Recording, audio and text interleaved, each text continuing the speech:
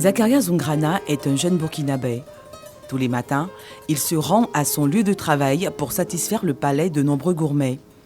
Cet homme intègre est vendeur du mythique poulet flambé made in Burkina Faso. Poulet flambé, c'est poulet africain, c'est poulet naturel au Burkina. Si on finit de nettoyer, on met celle-là avec l'huile en même temps au feu. Ça va griller en même temps, que ça soit rentré bien à l'intérieur du poulet. À Ouagadougou, dans la capitale burkinabé, le poulet flambé se vend comme de petits pains. Il représente un véritable business pour ses commerçants. Un poulet, c'est 3500 par jour. On peut vendre au moins 100, 150. S'il y a massé, on peut vendre au moins 200. Depuis peu de 20 ans, Zakaria s'améliore chaque jour un peu plus pour le grand bonheur de sa clientèle. Les minces, mais les vrais clients, à vrai dire, là, c'est les Ivoiriens qui sont les clients meilleurs. C'est passé à la fois des décès même. Sinon, lui-même, il était notre client. Même en Europe, même, notre poulet part. Cette trouvaille burkinabé se déguste avec ou sans accompagnement. Dans tous les cas, le poulet flambé suscite un intérêt affirmé chez de nombreux clients. La dépendance est le sentiment partagé. Quand je mange le poulet flambé, on m'entend en fait. Je peux en manger 2 fois par jour, tous les jours. Vraiment, il n'y a pas de fréquence, quoi. Il a un goût unique. La manière, en fait, c'est d'abord la cuisson en fait, qui m'a séduit. En fait. La manière traditionnelle dont c'est fait. Et l'accompagnement juste avec du vinaigre. C'est exceptionnel, en fait. Je ne sais pas comment vous décrire ça, mais c'est quelque chose à découvrir. Le succès du poulet flambé est une fierté gastronomique au Burkina Faso. Sa saveur exceptionnelle fait des heureux qui se retrouvent entre amis ou en famille pour s'en délecter. 10 milliards de francs CFA, c'est le reliquat à combler pour la réalisation du plan stratégique national pour une meilleure prise en charge des orphelins et autres enfants rendus vulnérables du fait du VIH. Le dîner gala organisé ce dimanche par le Programme national de prise en charge des orphelins et autres enfants rendus vulnérables du fait du VIH n'a donc pour seul but que de mobiliser des ressources domestiques, c'est-à-dire des contributions financières de bonne volonté. En Côte d'Ivoire, nous sommes plus de 25 millions. Si chaque habitant donne 1000 francs, ça fait combien de milliards? Ça suffit largement pour s'occuper des OEV. Et c'est cette contribution que nous voulons. Nous disons que depuis plusieurs années, les gens mobilisent de l'argent de l'extérieur. C'est ce qu'ils ont en plus. C'est dans un élan de solidarité qu'ils envoient l'argent dans nos pays africains.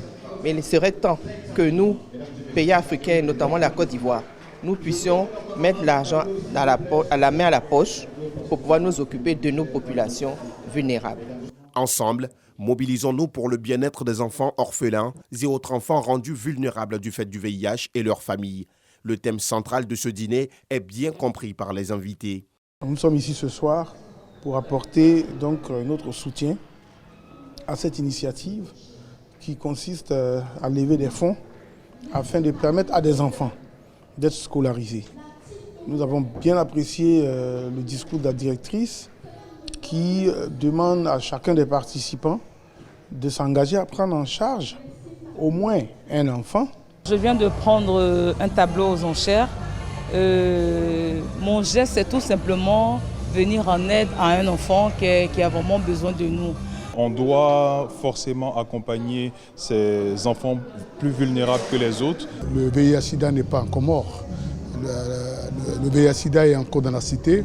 Et chaque fois qu'on peut se mobiliser pour combattre cette pandémie, il faut le faire. Et ce soir, il s'agit de VIH qui affecte et infecte les enfants.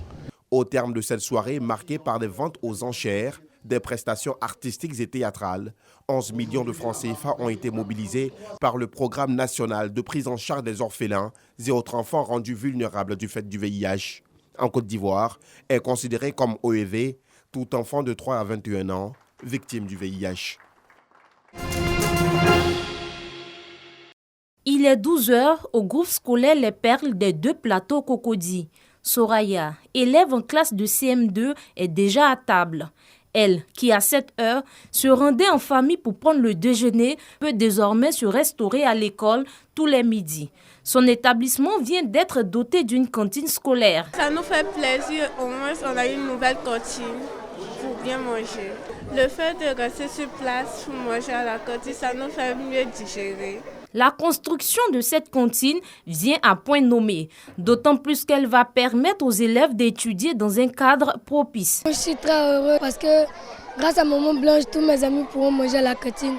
C'est merveilleux. Ça nous arrange parce que ça fatiguera moins notre maman à partir de travailler, chercher la nourriture.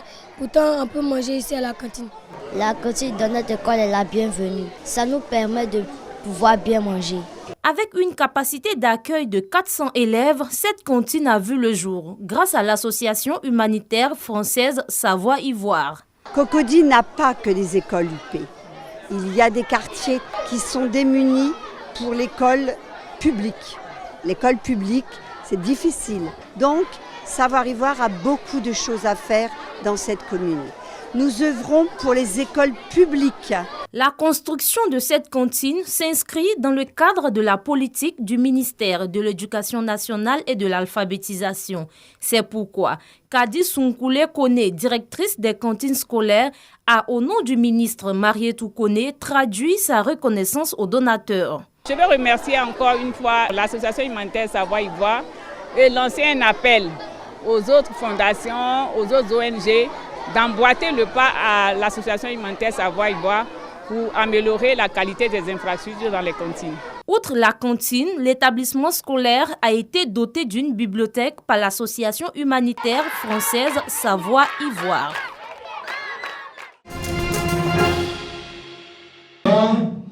Deux fois et bonsoir. Amon Kofi Franck est désormais le président de la jeunesse unie pour le développement du Grand-Togo. Il vient d'être investi en présence des cadres de la région. Aussitôt investi, le nouveau président, en collaboration avec son prédécesseur, entend mener des actions pour perpétuer la lutte contre les grossesses en milieu scolaire et encourager l'entrepreneuriat. Sachant très bien que l'État ou bien le privé ne peut pas employer tout le monde, nous avons beaucoup mis l'accent sur l'entrepreneuriat. Nous avons eu à faire beaucoup. Et quand je dis beaucoup, nous avons eu à faire 3 caravanes de lutte contre les grossesses scolaires qui ont eu à sillonner les 5 départements de la région du Grand-Togo. Nos actions vont aller dans le même sens, sauf que nous allons intensifier un certain nombre de choses que nous allons nous axer sur l'insertion des jeunes. Parrain de cette cérémonie d'investiture, l'honorable Sonan Jean-François, député de Kwasi Datekro Boya et fils de la région, a encouragé cette jeunesse à plus de responsabilités. Aujourd'hui, la Côte d'Ivoire a besoin de sa jeunesse, la Côte d'Ivoire a besoin de changements de mentalité.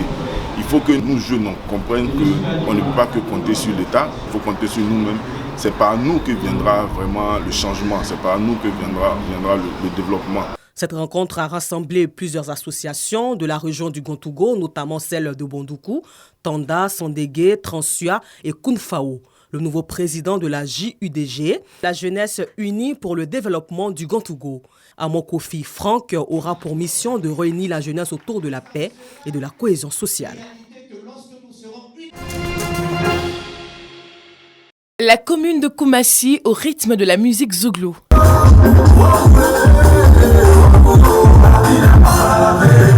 Cette prestation artistique marque la célébration du Festival des Arts et de Musique de Koumassi, FAMUC, une initiative de l'Union des artistes de Koumassi, UAC, qui vise à promouvoir l'art et la musique ivoirienne dans cette commune. Ce festival est venu mettre en valeur les artistes,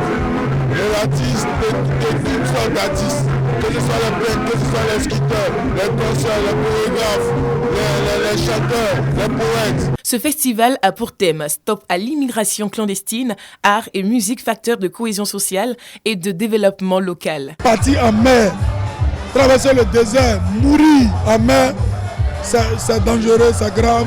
Donc nous tirons la sonnette d'alarme pour dire à tous nos frères, être artisan, apprendre un métier. Je dis ça nourrit son homme. Présents en nombre pour célébrer l'art et la musique, les habitants de Koumassi ne cachent pas leur joie. C'est mon festival FAMUC, il y a la joie, il y a la gaieté, on s'amuse, on danse avec les artistes de Koumassi. Le Festival des Arts et de Musique de Koumassi est à sa 2e édition.